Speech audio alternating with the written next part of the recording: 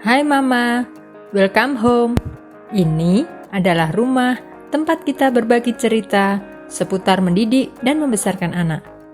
Seperti janji saya, di episode kali ini saya akan berbagi pengalaman bagaimana mengubah sifat anak yang penakut dan pemalu menjadi anak yang pemberani dan penuh percaya diri. Secara garis besar, ada 2 faktor penyebab mengapa anak tumbuh dengan sifat penakut dan pemalu.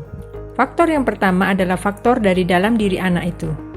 Faktor ini bisa disebut faktor biologis, artinya memang dari sononya si anak punya kecenderungan menjadi anak yang pendiam, tidak suka diperhatikan, mudah takut, atau pemalu.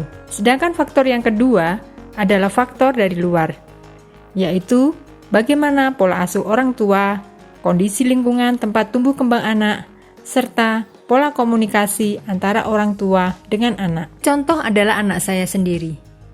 Saat dia kecil, dia sangat penakut dan pemalu.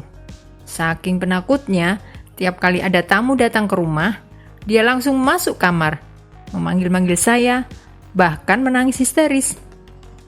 Hal ini terjadi karena memang pada dasarnya dia punya kecenderungan suka menyendiri. Ditambah, lingkungan tempat tinggal kami yang sangat sepi. Nyaris tidak ada kehidupan sosial. Tapi itu dulu. Sekarang dia sudah berubah 180 derajat. Saat usianya 9 tahun, dia sudah berani tampil menyanyi di depan ribuan orang. Bahkan baru-baru ini, saat usianya 10 tahun, dia sudah berani menjadi pembicara anak dalam acara workshop di depan anak-anak SD yang diadakan di kota kami. Bagaimana bisa? Berikut saya bagikan tipsnya. Tips yang pertama, ambil waktu untuk mengamati dan mendengarkan anak mama.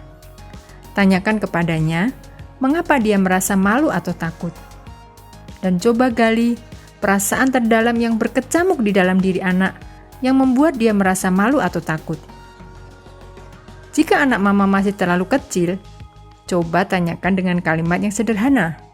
Misalnya, mengapa kamu tadi menangis? Mengapa kamu takut saat ada tamu?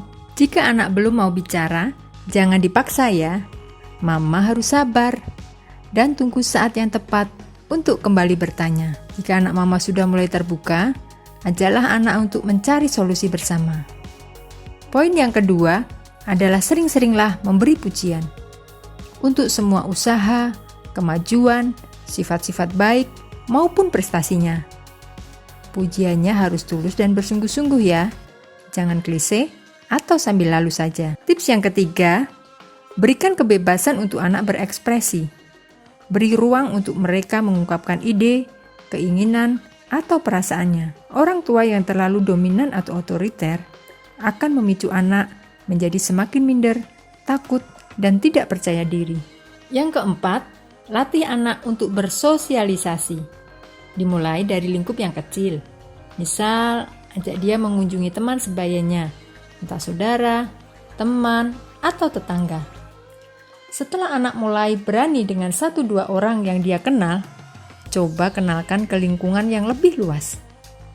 Tips yang kelima adalah, temukan apa yang menjadi bakat atau hobinya, dan mulai kembangkan hobi atau bakat tersebut.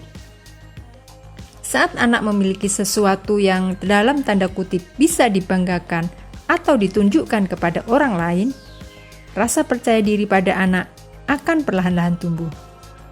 Tapi ingat mama, jangan paksa anak untuk ikut les ini, les itu, dengan alasan untuk mengembangkan hobi atau bakatnya ya.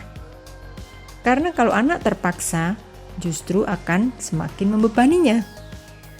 Tugas mama adalah memotivasi, tapi jangan mengintimidasi. Sebelum saya akhiri, saya ingin mengingatkan 2 hal penting. Yang pertama, kita tidak bisa mengubah orang lain sebelum kita ubah diri kita sendiri. Orang tua kan juga manusia, sangat mungkin melakukan kesalahan. Jadi sebaiknya orang tua introspeksi. Mungkin ada sikap, pola asuh, atau gaya berkomunikasi kita ke anak yang kurang tepat dan perlu diperbaiki. Yang kedua adalah untuk mengubah sesuatu yang sudah menjadi kebiasaan, sifat, apalagi karakter, tidaklah mudah. Dibutuhkan kesabaran dan konsistensi. Jadi, Mama harus ikhlas berproses bersama anak tercinta. Karena kalau kita menabur dengan mencucurkan air mata, maka kita pasti akan menuai dengan bersorak-sorai. Oke Mama, demikian tips dari saya. Mohon maaf bila ada kekurangan atau kesalahan. Semoga bermanfaat dan sampai jumpa di podcast selanjutnya. Bye!